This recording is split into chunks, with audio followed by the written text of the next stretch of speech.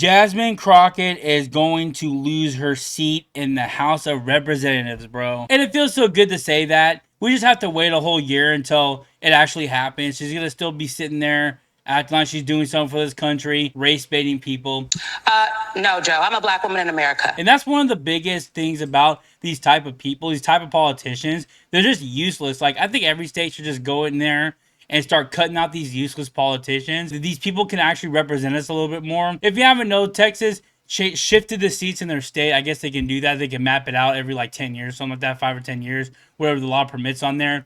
And you can have more seats represented in your state that could benefit your party. I guess Democrats have been doing this for a long time. Now Republicans are doing it because why not? It's funny because they're doing something that Democrats have been doing for a long time. Now they're getting criticized from people like Newsom, threatening to do that to his state. Even Trump himself said that Democrats have already been doing this for a long time. California, New York, Illinois, and Maryland are all going to redraw their maps to add safe. Well, they'll do it anyway. So I guess the Jasmine Crockett fantasy of running for VP right next to AOC is a distant memory now. And I'm pretty sure once she's out of the House, she's going to be a representative at some woke college and criticizing white people of why they're racist and why she's inherently better than them. Established by the white majority are impacting each of us. So this race baiting scandal has been a pimple on the butt of American society, and she's finally going to be removed. I'm really happy to see that, and a lot of people are too. So to celebrate this, I wanted to go over some of the crazy stuff she said in the past.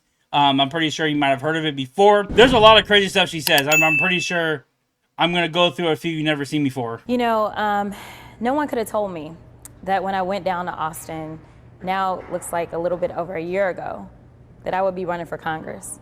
It's just not what my plan was. But what I've always decided is that I would step up when there was a need. Listen, he up there, he's spewing all kinds of nonsense and bullshit. Let me just be real. And we weren't gonna sit for that shit. We wouldn't, you know. But when she called me and said, I think it's time for me to retire, and you're the one that I believe should take my seat, I really was kind of caught off guard. I didn't anticipate that. If anyone knows anything about the Congresswoman, they know. We showed up, and if he had some sense, then maybe we would have been about that life. But y'all know he ain't got no sense. So please give some love. This took a little bit of coordinating to do for sure. We got some cool shirts.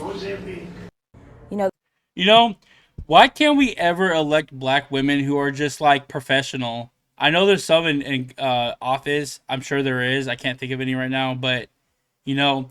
When this lady is elevated as high as she is, and then how useless as she is, like AOC, it's sad. It makes a lot of black women look bad because not all black women are ghetto and ratchet like this behind closed doors. Some of them actually have, you know, some pride in their life. They want to actually look good in front of people, even outside of work.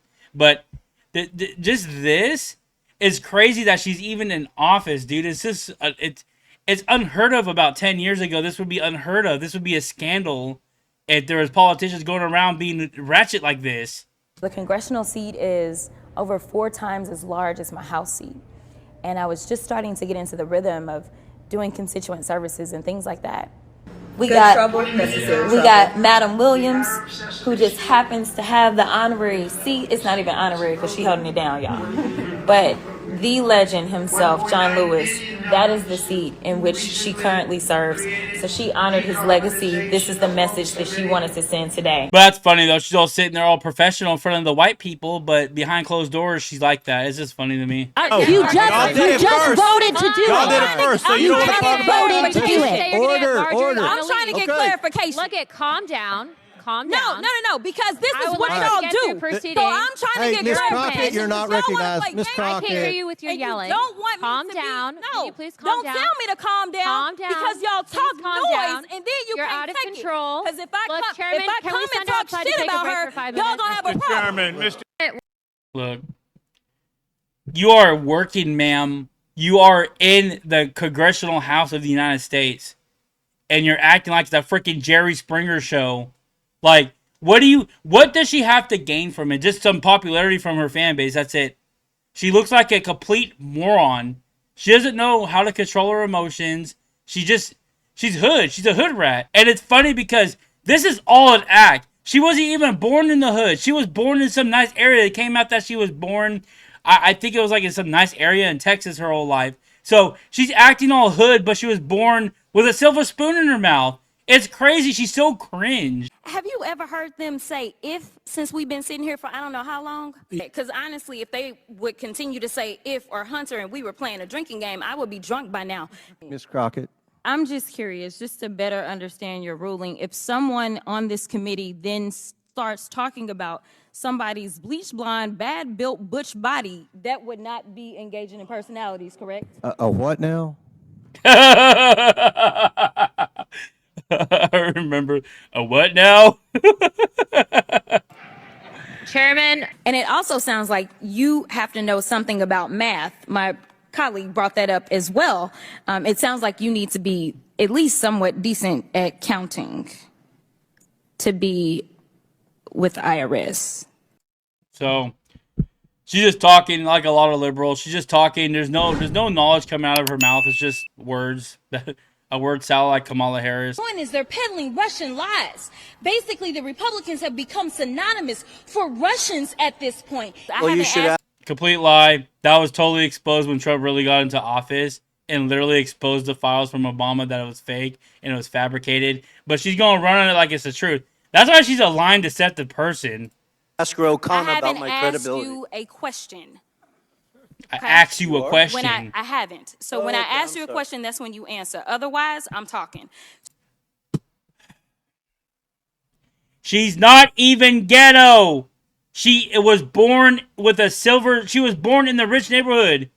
That's how you know when these liberals try to make themselves like the victim. When you're told your whole life you're a victim and you have 2 parents, a nice house, and you want to act like the black people that are oppressed, you start acting like them even though you're not oppressed. It's so crazy to me. It's like the Kamala Harris thing where she changed her accents up. This is literally Kamala Harris, but actually black. As far as I'm concerned, you randomly kidnapping folk and you throwing them out of the country against their civil rights, against their constitutional rights. And frankly, how would they feel if some other country decided that they were going to just start throwing people randomly in our country? Like that is absolutely insane.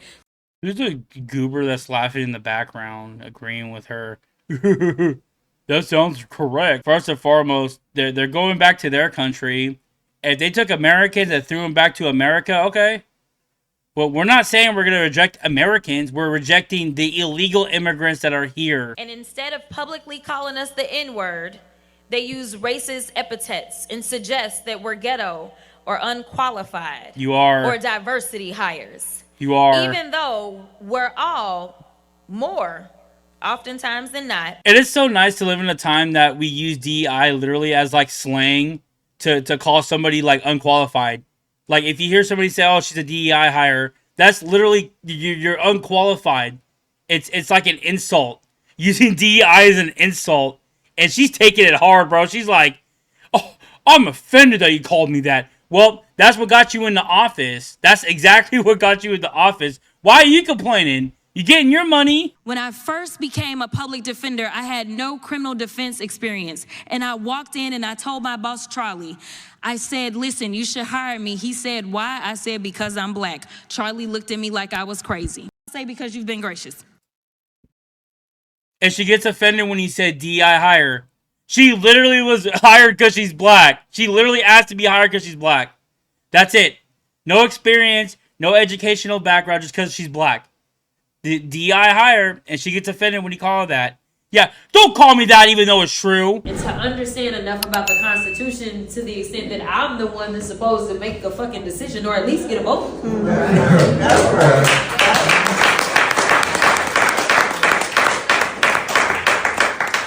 Ron is telling me.